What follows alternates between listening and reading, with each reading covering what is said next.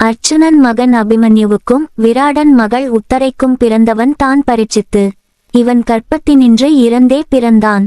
கண்ணபிரானின் திருவடிகள் பட்டதனால் இறந்து பிறந்த இந்த குழந்தைக்கு உயிர் உண்டாயிற்று. குலமெல்லாம் பரிசீனமான பின் இவன் பிறந்ததனால் இவனுக்கு பரீட்சித்து என்ற பெயர் துலங்கட்டும் என்று சுபத்திரை இப்பெயரை இட்டாள். அதனை பற்றி கூறும் சருக்கம் இது.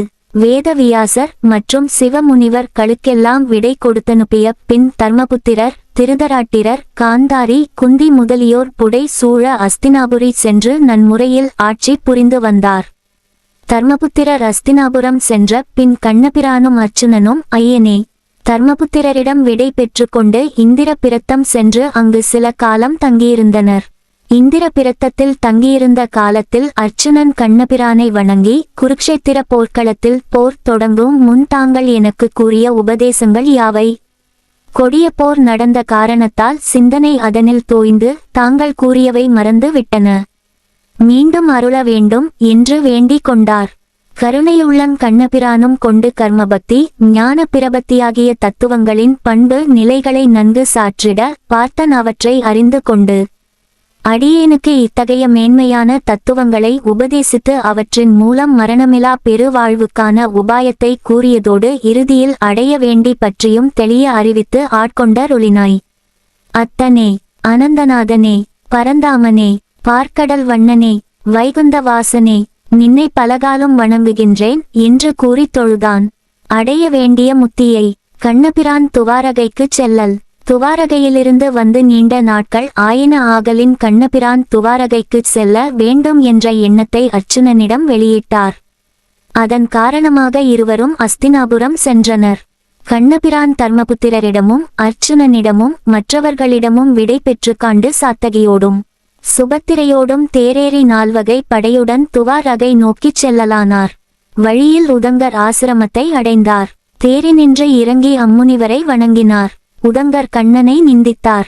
கௌரவர் நாசத்துக்கு காரணமானவர் என எண்ணி அப்பெருமானுக்கு சாபமிடப் போவதாக கூற அப்பெருமான் நடந்தன அனைத்தையும் கூறினார். தம் சொல்லை கேளாமையால் துரியோதனாதியர் அழிந்தனர் என்றார். பின்னர் அவருக்கு விசுவரூபத்தை காட்டி உண்மை நிலையை உணர்த்தினார். நீர் வேட்கை வருந்தோறும் நீர் கிடைக்கும்படியான வரம் அளித்தார். பின்னர் இந்திரனை அணுகி அவருக்கு அமிர்தம் கொடுக்கச் சொன்னார்.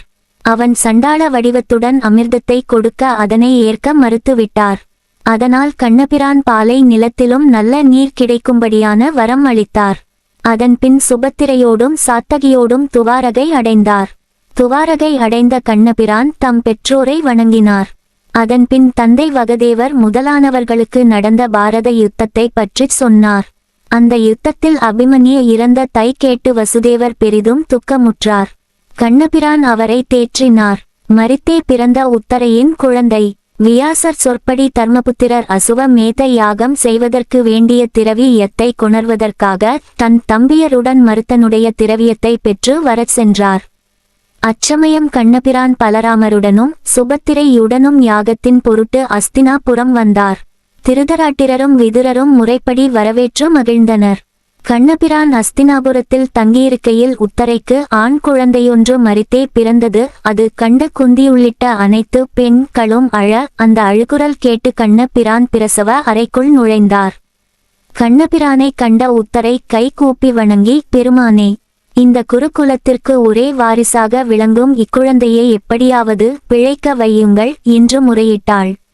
உத்தரையின் முறையீட்டை அப்பெருமான் ஏற்றார். உயிர் பெற்ற குழந்தை.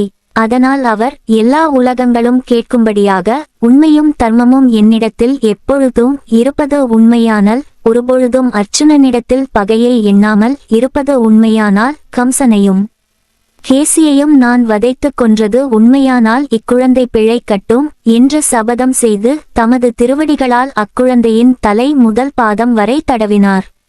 கண்ணபிரானின் மலர்பாதங்களின் ஸ்பரிசம் பட்டவுடன் குழந்தை உயிர் பெற்றது.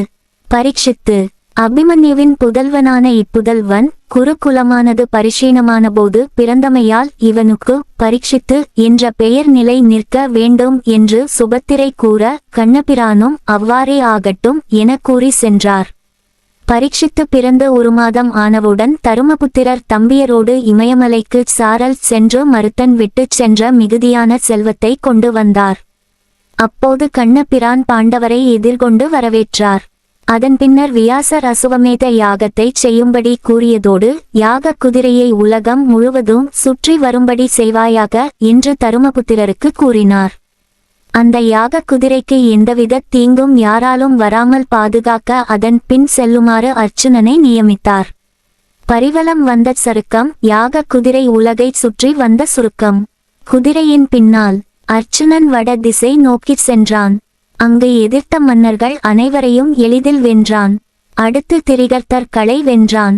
அதன் பின்னர் மகத நாட்டு பிராக்ஜோதிஷ நகர் சென்று அந்நகர அரசனாகிய பகதத்தன் குமாரன் யஜ்தனை வென்றான். பின்னர் அவர் களையெல்லாம் சித்ரா பௌர்ணமியில் அத்தினாபுரியில் நடக்க இருக்கும் அசுவமேத யாகத்துக்கு வரவேண்டுமென்று அழைத்தான். அடுத்து அர்ச்சுனன் சிந்து தேசம் சென்று அங்கிருந்த சைந்தவர்களிடம் கடும் போரிட்டான். அவர்கள் அர்ச்சுனன் மீது அம்புகளைச் சரமாரியாக பொழிந்தனர். அதனால் அர்ச்சுனன் கையிலிருந்த காண்டீபமும் கையறையும் கீழே விழுந்தன. தேவரிஷிகள் ஜப பலத்தால் மீண்டும் காண்டீபமும் கையுறையும் பெற்று உத்வேகம் அடைந்து கடும்போர் புரிந்தான். அதன்பின் திருதராட்டிரரின் கடைசி பெண்ணும் சிந்து தேச அரசன் ஜெயத்திரதன் மனைவியுமான துச்சலை என்பாள் தன் பேரனாகிய பாலனை காண்பித்து, அண்ணா, இவன் தந்தையாகிய சுரதன் தன் தந்தையாகிய ஜெயத்திரத் தன் உன்னால் கொல்லப்பட்டதை கேட்டு துக்கத்தில் ஆழ்ந்திருந்தான். நீ இப்பொழுது வந்திருக்கின்றாய் என்று அறிந்தவுடன் உயிர் துறந்தான். என் கணவரால் உன் மகன் அபிமன்யு கொல்லப்பட்டான் என்பதை மறந்து இவனுக்கு அருள் புரிய வேண்டும் என்று வேண்டிக் கொண்டபின் தங்கை ஆகையினால் அர்ச்சுனனும் அருள் புரிந்தான். இவ்விதம் பல மன்னர்களை வென்று மேலும் குதிரையையும் பின்தொடர்ந்து சென்றான். அதன்பின் அர்ச்சுனன் கலிங்கம், குலிங்கம் முதலான நாடுகளை வெற்றிகரமாக கடந்து விந்திய மலைக்கு தெற்கிலுள்ள நீலன் என்னும் அரசனை வென்று மணலூரை அடைந்தான். அங்கு அவனுக்கு சித்திராங்கதை மூலமாக பிறந்த பப்ருவாகனன் என்பவன் தன் தந்தை வந்திருக்கிறார் என்பதை கேட்டு மரியாதையுடன் காண வந்தான். மகனிடம் வீரம் பேசிய அர்ச்சுனன். தன் மகனை கண்ட அர்ச்சுனன், பப்புருவாகன, என் தமையனார் தருமபுத்திரர் சிறந்த முறையில் அசுவமேத யாகம் செய்தவர்க்காக பல அரசர்களை வென்று இங்கு வந்துள்ளேன். அப்படி இருக்கும்போது நீ என்னை போரில்தான் சந்திக்க வேண்டுமே தவிர தகப்பன் மகன் என்ற உறவு முறையில் சந்திக்க கூடாது. அந்த நிலையில் நீ என்னை வரவேற்கவும் கூடாது என்று வீரம் பேசினான். அர்ச்சுனன் மீது உலூபி கோபம். அப்பொழுது அங்கிருந்த அர்ச்சுனனின் மற்றொரு மனைவி உலூபி என்ற நாகக் கன்னிகை பப்புருவாகனனை வீரம் பேசும் அர்ச்சுனனிடம் போரிடுமாறு தூண்டினாள். அவளது தூண்டுதலினால் பப்புருவாகனன் அர்ச்சுனன் மீது அம்புகளை தொடுத்தான். அந்த அம்புகள் அர்ச்சுனன் உடம்பில் பாய்ந்ததால் அவன் மயக்கமடைந்து கீழே வீழ்ந்தான். இதனை சித்ராங்கதை கேட்டு போர்க்களம் வந்து விழுந்து கிடக்கும் தன் கணவனைக் கண்டு ஆறாத்துயரோடு புலம்பி மயங்கி விழுந்தாள். எழுந்த அவள் உலூபியை நிந்தித்தாள். பப்புருவாகனன் தன் செயலுக்கு வருந்தினான். பிதாவை கொன்ற கொடிய பாவியான எனக்கு என் தந்தையினுடைய தோலை உடுத்து அவருடைய மண்டையோட்டில் பிச்சை எடுத்து 12 ஆண்டுகள் கஷ்டப்பட்டு சஞ்சரிப்பதன் மூலம்தான் இந்த பாவம் தீரும், இதற்கு வேறு பிராயச்சித்தம் இல்லை என்று கூறி வருந்தினான். அவன், உலூபியாகிய மேலும் மாற்றாந்தாய் தூண்டியதால்தான் என் தகப்பனாரை கொன்றேன். அவரை பிழைக்க வைக்காமல் போனால் நான் உயிர் பிழைக்க மாட்டேன் என்று கூறி ஈன்ற தாயாகிய சித்ராங்கதையோடு உயிர்விடத் துணிந்தான். அர்ச்சுனன் உயிர் பெற்று எழல். இதனையறிந்த உலூபி தன் செயலுக்கு வருந்தி தன் தந்தையாகிய நாகராஜனை நினைத்தாள். உடனே நாகராஜன் அங்கு வந்து சஞ்சீவனம் என்னும் மணியை உலூபியிடம் கொடுக்க அவள் அவன் மார்பில் வைத்து, என் கணவன் உயிரை மீட்பாயாக என வேண்டினாள். அதனால் அர்ச்சுனன் உறங்கியவன் போல விழித்து எழுந்தான். உயிர் பெற்றெழுந்த அர்ச்சுனன் தன் மனைவியர் சித்ராங்கதை, உலூபி, மகன் பப்புருவாகனன், சேனையர், அந்தனர் முதலானோர் துக்கத்துடன் சூழ்ந்திருத்தலை கண்டு ஒன்றும் புரியாதவனாக, நீங்கள் எல்லோரும் துக்கத்தோடு இருக்க காரணம் என்ன என்று கேட்டான். பப்புருவாகனன் தந்தையின் பாதம் களை பற்றி வணங்கி நடந்த நிகழ்ச்சியை கூற அங்கிருந்த அனைவரும் மகிழ்வுற்றனர். அப்போது அர்ச்சுனன் உலூபியை பார்த்து தான் வந்திருந்த காரணத்தை கூறியதோடு பப்புருவாகனனை தன்னோடு போரிடும்படி செய்ததனையும் தன்னை கொல்லச் செய்து பின்னர் பிழைப்பித்த வகையையும் அவற்றிற்குரிய காரணங்களையும் கூறுவாயாக என்று கேட்க உலூபி சொல்லலானாள். நான் ஒருமுறை கங்கையில் நீராடச் சென்றேன். அவ்விடத்து 7 வசுக்களும் வந்து மந்தாகினியாகிய கங்கா தேவியை பார்த்து, அர்ச்சுனன், நின் மகன் பீஷ்மரை நேரில் நின்று கொல்லாமல் சிகண்டியை முன்னிட்டு வைத்துக் கொன்றனன் ஆதலின் அவனுக்கு நாங்கள் சாபம் கொடுக்க உள்ளோம் என்று கூற கங்கா தேவியும் அதனை ஏற்றுக்கொண்டாள். தற்காலத்தில் கேதார்நாத் அருகில் உற்பத்தியாகி ருத்ர பிரயாக் என்ற இடத்தில் அலெக்நந்தாவுடன் சேரும் நதிக்கே மந்தாகினி என்று பெயர். அதனை நான் அறிந்து என் தந்தை நாகராசனிடம் சென்று கூறினேன். அவர் மிக வருத்தம் கொண்டு 7 வசுக்களிடம் சென்று அவர்களை வணங்கி அர்ச்சுனன் மீது மகாபாரதம் 63 கொண்ட கோபத்தை தவிர்க்கும் படி நாகராஜனிடம் அவர்கள், அந்த அர்ச்சுனன் அவன் பிள்ளை விடும் அம்பினால் மரித்து போவான். நீ உன் சஞ்சீவன மணியால் அவனை உயிர்ப்பிப்பாய். இது நடக்கவில்லை என்றால் அர்ச்சுனன் நரகம் புகுவான் என்று கூறிப்போயினர்.